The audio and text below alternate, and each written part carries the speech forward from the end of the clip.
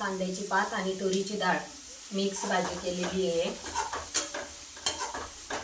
तेलामध्ये जिरं, मोहरी, लसूण, हिरवी मिरची छान परतून घेतली। त्यानंतर स्वच्छ धुवून घेतलेली कांद्याची पात टाकली आणि जी तुरीची डाळ होती 15 मिनिटं पाण्यामध्ये मी भिजवून ठेवलेली होती ती डाळ टाकली आणि वरून चवीपुरते मीठ टाकले। या भाजीमध्ये अजिबात पाणी वापरलेले नाही, झाकण ठेवून वाफेवरतीच ही भाजी केलेली आहे।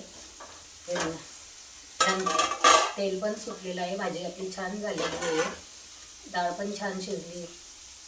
आपल्याला जास्त डाळ शिजवायची नाही, त्यामुळे भाजीची चव खराब होते। गॅस मी आता बंद करते, जवळून दाखवते तुम्हाला।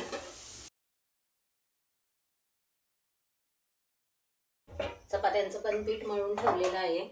बाहेर मी कपडे धुते, कपडे धुता सोबतच मी जे ब्लँकेट काढलेले होते थंडीसाठी ते पण धुवायला घेतलेले आहे। का तर आता ऊन पण छान तापतं आणि आता ती काही लागत नाही, तसे तर ते मी सकाळीच धुवायला पाहिजे होते, पण आता खूप उशीर झाला। कारण आज गुरुवार असल्यामुळे सकाळची देवपूजा, उंबरठ्यावरती हळदीचे लेपन, त्यामुळे खूप वेळ झाला। भाजी आपली छान तयार झालेली आहे। चला ब्लँकेट मी कशी धुते ते पण तुम्हाला दाखवते। आपण एकटं जरी धुवायचं म्हणलं तरी पण एका मोठ्या पातेल्यामध्ये किंवा घमेल्यामध्ये किंवा आपल्याकडे जर मोठा टप असेल तर त्यामध्ये ब्लँकेट भिजत घालायचे आणि पायाने तुळवायचे। मी तसेच धुते, जर मदतीला कोणी नसेल तर। तसं पण मला माझे मिस्टर गोधड्या धुवू लागत नाही, फक्त वाळायला टाकायची जर म्हणले तर तेव्हा मला ते वरती नेऊन देतात, पण आज ते पण निघून गेले आणि मुलं पण नाही। हे बघा 1 2 3 माझ्या 2 झालेले आहे आणि मोठ्या बादलीमध्ये मी हे जे भिजत घातलेलं आहे ताईंना, मोठा टप जर असेल तर त्यामध्ये पूर्ण ब्लँकेट बसतं, पण माझ्याकडे तसा टप नाही आहे, त्यामुळे मी बादलीमध्येच पाणी भरून घेतले। त्यामध्ये ब्लँकेट भिजत घातलेले होते, दोन्ही पायाने ते छान तुडवून घेतले। आपण जर असे ब्लँकेट पायाने तुडवले तरी पण त्यातून खूप घाण पाणी निघतं। 4 ते 5 वेळा आपल्याला हे असे करायचे, त्यामुळे त्यामध्ये जी घाण असते ती सर्व निघून जाते। पिळायला तर मदतीला मला कोणी नाही, त्यामुळे मी असेच तुडवते, पाण्यातून काढते आणि पाणी निथळण्यासाठी ठेवून देते। दुपारनंतर तुम्हाला आता भेटते। आता संध्याकाळचे 5 वाजलेले आहेत। बघा ताईंनो, उन्हामुळे झाडं आपली सुकून गेली। झाडांना आता थोडं ऊन कमी झालेलं आहे, पाणी देते, झाडू मारते आणि झाडांना पाणी देते। पाणी जर नाही दिलं तर पूर्ण झाडं सुकून जाते, पण दुपारचे पाणी देता आले नाही, का तर दुपारचे ऊन असते आणि आपले झाडं गरमीमुळे मरून जातील, त्यामुळे मी दुपारी नाही पाणी दिले आणि सकाळी आज खूप वेळ झालेला होता त्यामुळे पण नाही दिले, पण आता पाणी द्यायलाच पाहिजे, नाहीतर पूर्ण सुकतील। म्यावचं चाललेलं आहे मध्ये करायचं काम। दुपारी जे आपण ब्लँकेट धुतलेले होते ते पण छान वाढलेले आहे, ते पण काढून आणले, कपडे पण काढून घेतले। लगेच कपडे वाळतात, कपड्यांच्या गळ्या घालायच्या आहेत पहिले। चला आता झाडांना पाणी देऊन घेते आणि ज्या कळ्या आलेल्या होत्या त्याला पण छान फुलं निघायला लागली।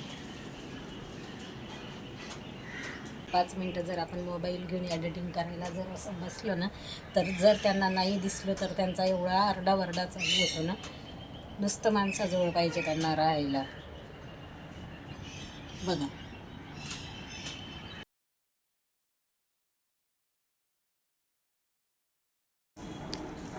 आत्ता झाडांना पाणी दिले, कारण तेव्हाचं ऊन पण खूप होतं आणि त्यातच माझ्या बहिणीचा कॉल पण आला। चला देवाजवळ दिवाबत्ती करून घेते, कारण आता 7 वाजलेले आहे।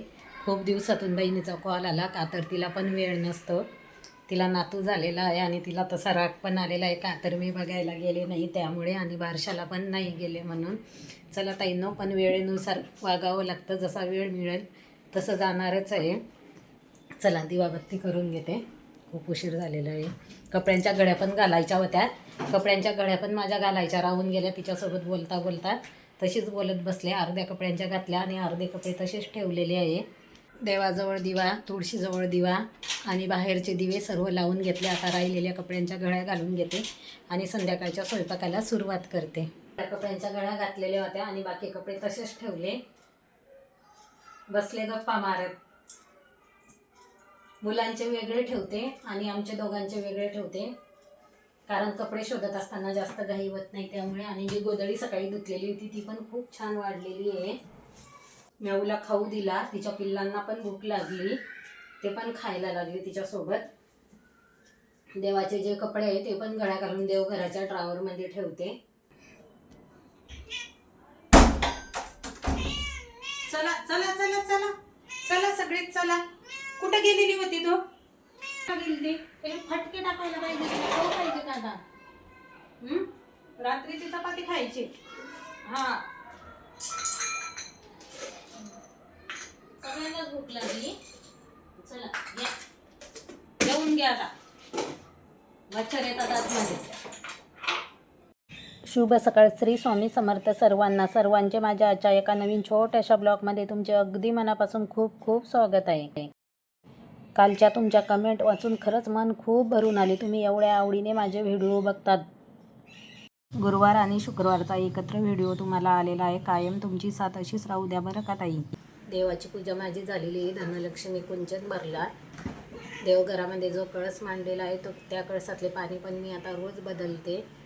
कळसाचा तांब्या स्वच्छ घासून पुसून आणि परत त्यामध्ये नवीन पाणी भरलेले आहे.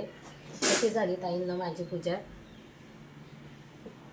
फुलं काही मी आता विकत आणत नाही, कारण जे आपल्या घरच्या झाडाला जास्वंदाची फुलं निघतात तीच मी आता देवाला वाहते. रोज आता फुलं निघायला लागलेली आहे उन्हाळा लागल्यामुळे. चला असं देवच्या पिल्लांचा आमच्या आरडाओरडा चाललेला आहे. मुलांना आता बघते नाश्त्याला बनवायचं की काय, नाहीतर त्यांना चहा किंवा कॉफी काहीतरी करून देते. चहा तर ती पित नाही. दूध तापायला ठेवलेलं आहे, कॉफी बनवून देते. सकाळी घराची साफसफाई केली, देवाची पूजा केली, त्यानंतर चहा पाणी सर्व काही माझं झालेलं आहे. बेडशीट मला आज धुवायला घ्यायचे होते, ते पण मी काढून घेतले. कार्पेट दिसायला हा खूप सुंदर दिसतो, पण तेवढा जड पण आहे.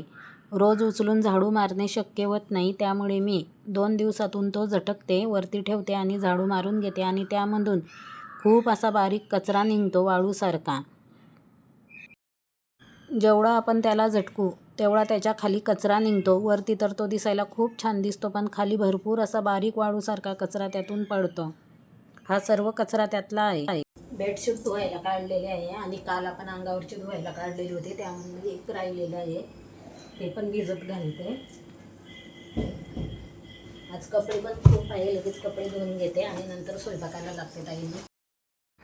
सर्व कपडे माझे धुवून झालेले आहे. ब्लँकेट पण धुवून टाकले, का तर आता छान ऊन तापायला लागले. जास्त वेळ जर उन्हामध्ये कपडे ठेवले तर त्या कपड्यांचा कलर जातो, त्यामुळे मी कपडे पण 1 ते 1.5 तासामध्ये लगेच काढून घेते. ज्या जीनच्या पॅन्टी आहे त्या उलट्या करून टाकते. जे खिसे असतात आतमध्ये ते ओले राहत नाही, त्यामुळे जाळजाळ कपडे उन्हात टाकते आणि जे पातळ कपडे आहे ते सावलीमध्ये टाकते, का तर ते पण पटकन वाळून जातात. असे एक एक कामं वाढतात ताईंना. हे बघा कपडे वाळायला घेतले आणि आमच्या म्याऊनी जो पारवा असतो का तो पारवा मारला आणि दारामध्ये टाकून दिला आणि दारातूनच वरडत होती. आणि ज्यावेळेस पार्सलवाला आला त्यावेळेस मी दार उघडलं तर पायपुसणीवरती अख्खा तो पारवा आणलेला होता. खात तर नाही ती, पण अशी का करते काय माहिती. पार्सल पण आलेलं आहे. हे पार्सल काय आहे नंतर मी तुम्हाला ओपन करून दाखवते काय आहे ते. तिच्यासाठीच आणलेलं आहे. दोन्ही बेडरूम पुसून घेतले. किचन पण माझा पुसून झालेला आहे. आता राहिलेला आहे हॉल पुसायचा, तो पण छान असा पुसून घेते. आणि बेडरूमचे दोन्ही दारं मी बंद केले, त्याचे कारण मी पुढे तुम्हाला सांगणार आहे. आता मी लागलेली आहे स्वयंपाकाला. सकाळची झाडझूड, देवाची पूजा, बाथरूमची साफसफाई, दारामध्ये रांगोळी, धुणं, झाडून पुसून सर्व काम माझं झालेलं आहे. कुकर लावून घेतलेला आहे, वरण लावलेलं आहे कुकरमध्ये. सुकी वांग्याची भाजी, शिमला मिरची भरून आणि कैरीची भाजी असा मी स्वयंपाक बनवणार आहे. हे बघा कैरी मी धुवून घेतलेली होती, पुसून घेतलेली होती, कैरी कापून घेतलेली आहे. गोड आंबट अशी कैरीची भाजी खूप छान लागते. एका ताईची कमेंट होती की ताई तुमच्याकडे कैरी आली पण का अजून. पण कसं आहे ना ताई, 12ही महिने सर्व काही आजकाल बाजारामध्ये मिळतं. ज्यावेळेस माझी आई आलेली होती तिच्याजवळ मी जवळजवळ 1 किलो कैरी घेऊन दिलेली होती, का तर माझ्या भावाला कैरी खूप आवडते, त्यामुळे मी तिच्याकडे कैरी घेऊन दिलेली होती. खूप दिवसापासून मी ती कैरी आणलेली, तुम्ही तर बघितलेली असेल. पण तिची भाजी करायची होती मला आणि मुलांना पण ती भाजी खूप आवडते, त्यामुळे मी ती तशीच ठेवलेली होती. शिमला मिरची कट करते, त्यामध्ये ज्या बिया आहेत त्या पण काढून घेते आणि हळद मीठ आणि तेलामध्ये मिरची परतायला घालते. ज्या कैऱ्या कापून घेतलेल्या आहेत त्या पण गरम पाण्यामध्ये शिजवून घेते. तुम्हाला दाखवते पुढे मी कशी करते ते. कुकर पण आपला छान झालेला आहे. 3 ते 4 शिट्ट्या मी कुकरच्या करून घेतलेल्या आहे. गरम पाण्यामध्ये आपण कैरी शिजायला घातलेली आहे. त्या पाण्याला एक उकळी आली की त्यामध्ये आपल्याला टाकायचा आहे गूळ. कैरी छान शिजते लाईटीच्या शेगडीवरती. शिमला मिरचीची भाजी पण झालेली आहे. बघा, शिमला मिरचीची भाजी काढून घेतली, तीच कढई मी घासून घेतली. त्या कढईमध्ये आता टाकणार आहे वांग्याची भाजी. वरण पण आपलं झालेलं आहे.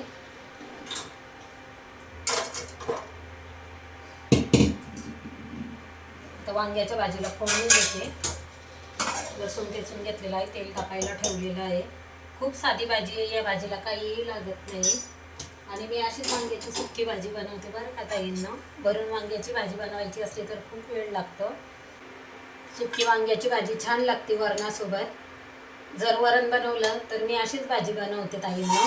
हिरव्या मिरचीची पण छान होते, पण मुलांना हिरव्या मिरचीची भाजी आवडत नाही, त्यामुळे मी मिरची पावडर टाकते. आणि या भाजीला कोणतेही मसाला लागत नाही. मोहरी, जिरं, लसूण, कोथिंबीर आणि मिरची पावडर, हळद, मीठ.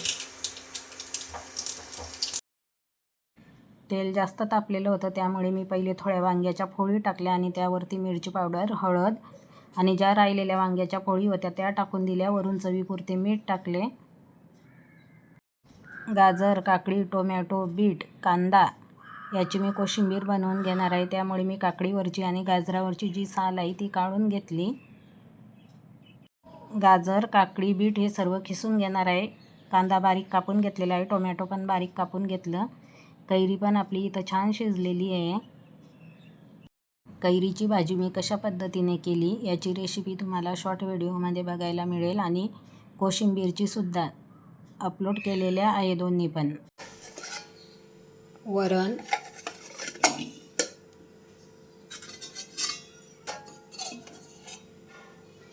शिमला मिरचीची भरून भाजी,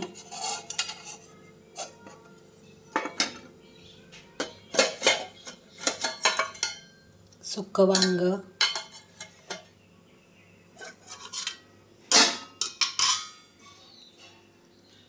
बीट, गाजर, टोमॅटो, काकडी, कांदा, मिक्स कोशिंबीर. यामध्ये आहे कैरीची गोड आंबट भाजी आणि चपात्या. नवीन पदार्थ जर स्वतःसाठी काही करायचा म्हणला तर मी तो अजिबात करत नाही, पण दुसऱ्यांसाठी जर म्हणलं तर मी खूप उत्साहाने करते. स्वतःसाठी करायचं म्हणलं की मला पहिले भांड्यांचा विचार डोक्यामध्ये येतो, किती भांडे पडतील ते. सकाळी देवाचे दिवे घासलेले आहे. उंबरटा पुसायचा कापड आणि पुसायचे कपडे आता वाळायला टाकते. परत एकदा घराला झाडू मारते, म्हणजे किचनला मारते फक्त. बाकी तर सगळे मी बेडरूमचे दार आज सकाळी लावून घेतलेले होते साफसफाई केल्यानंतर, त्यामुळे अजिबात घाण होत नाही.